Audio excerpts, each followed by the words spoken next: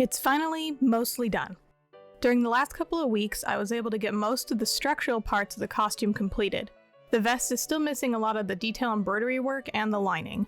The undershirt is also missing some of the detail work around the collar, but I haven't located trim that I think fits with the original yet.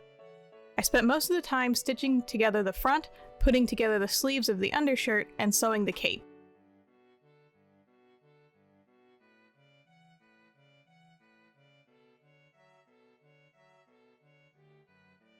The sleeves weren't that challenging once I figured out how to make them overlap properly to show the detail.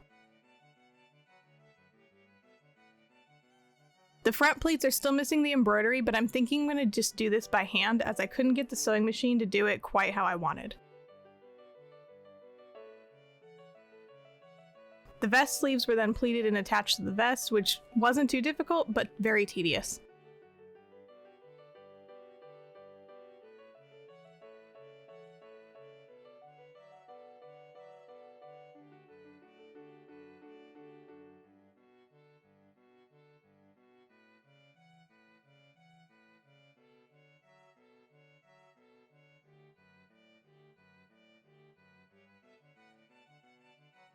I spent some time doing the red piping on the front, which had to be done by hand.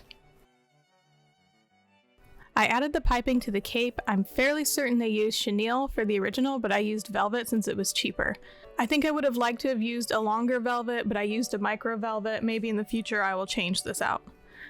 I want to distress the cape at some point to give it more of the feel of the original cape in the movie. I also ended up using the entirely wrong fabric for the cape. I know that they used a wool fabric, so I ordered a poly wool to help cut down on the cost, but the fabric ended up feeling more like felt. It is entirely too heavy for the cape, but it'll do for now.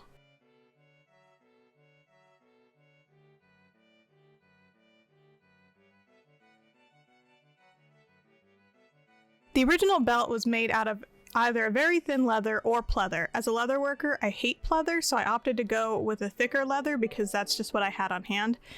I like the end result that I was able to achieve with the tooling rather than stitching the border. I've realized that even though I am trying to reproduce the costume in as much detail as possible, I do want to make some artistic changes to it. Don't look at the woven part of the belt, it's seriously hideous. I just needed it to be wearable for the day for the customer, but I'm going to have to redo the weaving because it's just not the right material. I ended up using a round cord, but looking at the original, it looks like more of a flat cord or leather lacing, which does make sense as I had issue with fraying and hiding the ends, and the real costume doesn't seem to have that, so I'm assuming it's some sort of leather lacing. I did need to have the costume wearable for Halloween for the client, but I am far from finished with it. I will likely be working on it for another month, so I hope you'll stick around and see how it turns out in the end.